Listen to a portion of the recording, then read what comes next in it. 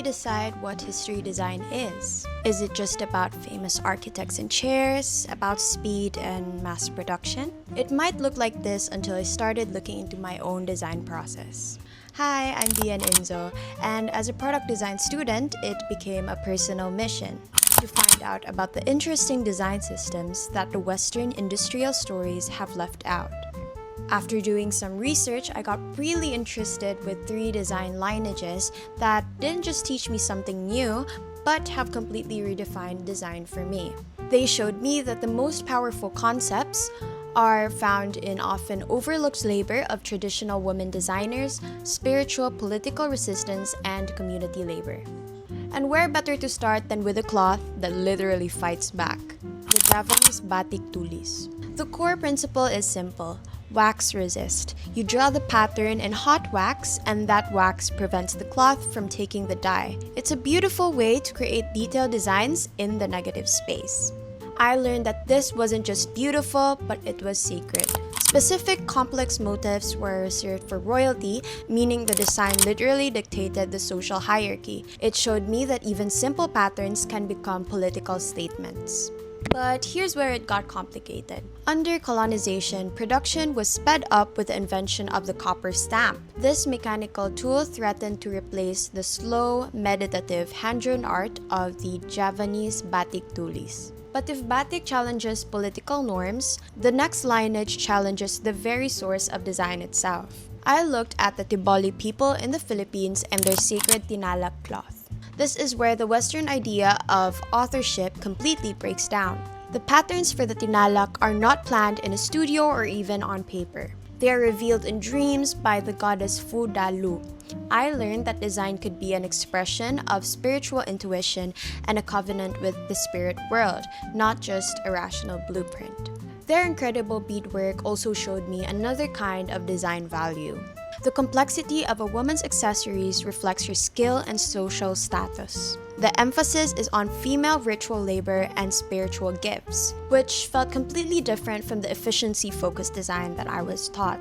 In school, we are tied to deadlines, so we often have to design quick and always make more design plates or products in just a short amount of time. And this kind of habit that I acquired from school led me to thinking that design has to be manufacturable. But from what I learned, the Tiboli offered a powerful counter-narrative, proving that design doesn't have to be some formal, documented process done mostly by men.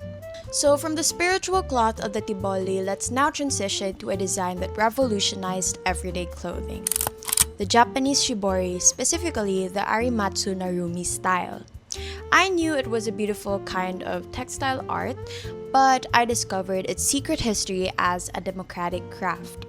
Shibori is a 3-dimensional resist process where you bind and twist the cloth.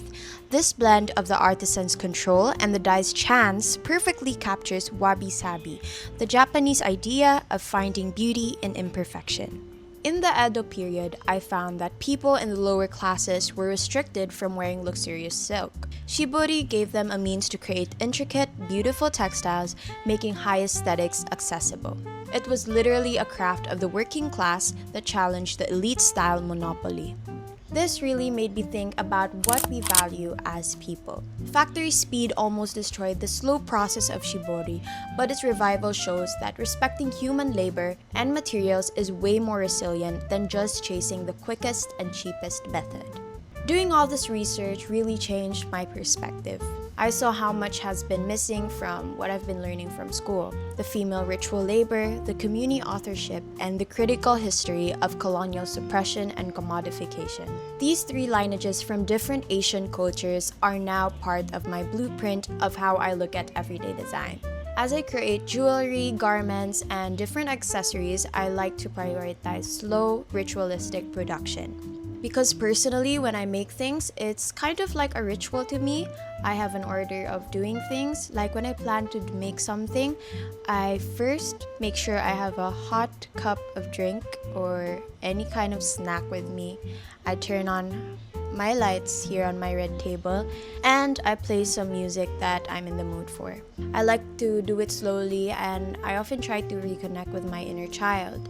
It's really sad that companies are trying to profit off of fast manufacturing of things that we use in our everyday lives, as there is so much beauty in human creation.